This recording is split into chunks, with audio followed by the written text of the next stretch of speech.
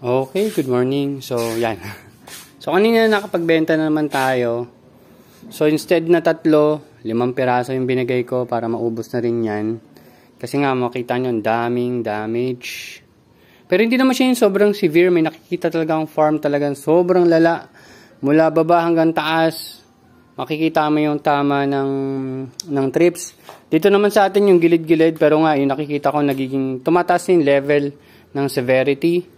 So, kaya nag-decide tayo na mag-clean up talaga dito. So, clear up muna natin to. Sa palagay ko, yung seedlings ko na pang Friday, hindi ko na ililipat dito.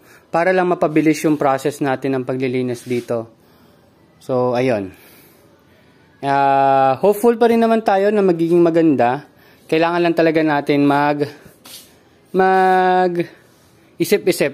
Ay, hindi na mag-isip. Maglinis. Yan, linis. Yan, i-sprayan natin yan, yung mga paligid natin dyan. And ito, pinabala ko yung lemongrass ko, dagdagan ko yan. Yun yung magiging barrier natin dito. Kasi, di ba, ang lemongrass, isa yan sa repellent din ng insect. Pero sa palagay ko, hindi niya nare-repel yung parang mga mites and other insect. Pero makakatulong pa rin. And since ilalagay natin sila dito sa paligid, tapos possible yung mga ibang ornamentals ng nanay ko, i-set up ko na rin dyan, is sila yung i-sprayan natin ng insecticide. As part ng parang twice a month, mag-spray tayo nun para protection sa paligid. Pero ito, hindi natin sila i-sprayan. So, ang gagawin natin, habang kunyari, 15 tsaka 30 tayo mag-spray. 15, ito, tatakpan ko muna to ng mga plastic, yung ganyan. Bumili ako ulit ng mga bagong plastic, tas yung para malapad, para matakpan natin sila. Tapos sprayan natin yan. After mag-spray sa paligid, siguro after 2 hours or kahit 1 hour lang, ay tatanggalin na natin yung takip. At ang spray natin is yung hapon, kasi tulad ng nabanggit ko sa inyo, parang foliar yung yung effect nung pesticide. Kasi ang mangyayari, so hapon or umaga, open yung stomata ng halaman. So, pag nag-spray ka doon, i-absorb nila yon. Tapos, pag na-absorb na nila, kung may insekto man na harmful na gustong sipsipin yung pigments nila or kung ano mang gawin nilang harm doon sa halaman, may ingest nila yung insecticide at yun yung papatay sa kanila. Okay?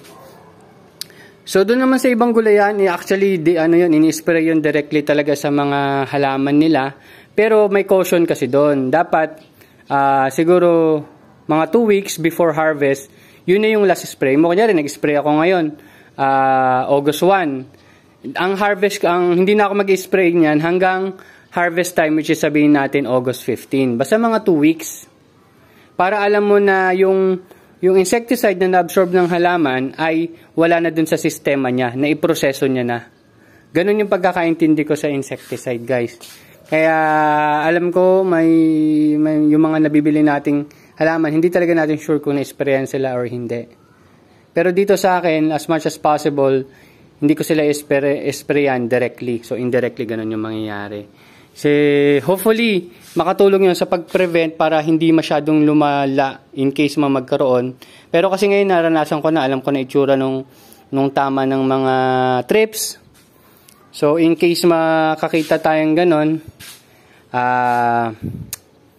may susubukan tayong organic spray, yung may sili, may bawang na parang binabad sa tubig, tapos yung katas nun, yun yung ipang-spray. Pero next time na, pag natapos na natin, siguro by August, malinis na ulit to.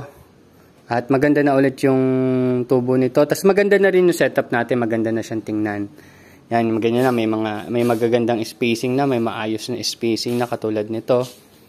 Pero hindi yan yung topic natin. Ang topic natin ngayon. Nasaan na yan? Ayan. Ito.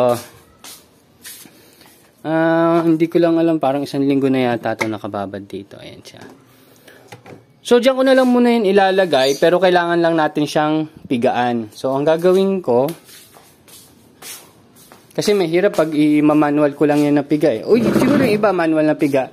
Pero yung the rest, yan. Yung matitira, yan, isasalain natin dito. Tapos ito yung pampipiga natin. Yung aso ko. Ayan. So, wala naman masyadong kailangang isip-isipin dyan. Kailangan ko lang pigaan. Doon malapit sa drainage. So, sige. Wait lang ha. Okay, so since madudumihan yung dalawang kamay ko, so ngayon isa pa lang. Ang ginagawa ko ito, kumukuha ko dito. Yung naibabad na natin. So, ilalagay ko lang siya dito. Tapos itong screen na to, yan, ipupulupot ko sa kanila. Tapos dyan ko sila pipigain. Tapos after natin mapiga, dito ko ilalagay sa ating container. So wala naman masyadong kakaiba, ganun lang. And matagal na rin kasi natin tong naibabad dito. Kaya dapat na siyang makuha. Okay, so kahit 2 araw lang, pwede mo na siyang kunin. Pero ito parang umabot to ng mga 6 na araw siguro. 6 o 1 linggo. Ganyan.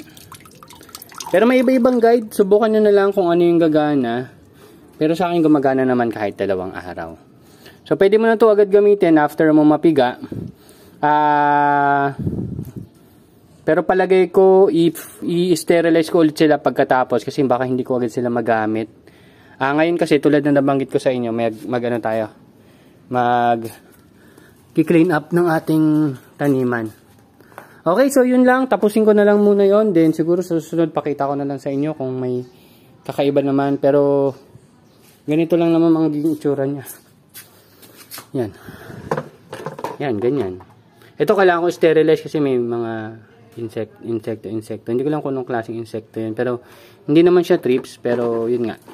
Ni-sterilize natin para mamatay yung insekto dyan. Pero hindi mo na kailangan ibabad ng calcium nitrate. Pigaan mo na lang tapos gamit na. Okay? So yun lang. Thank you very much and see you next update. Bye-bye.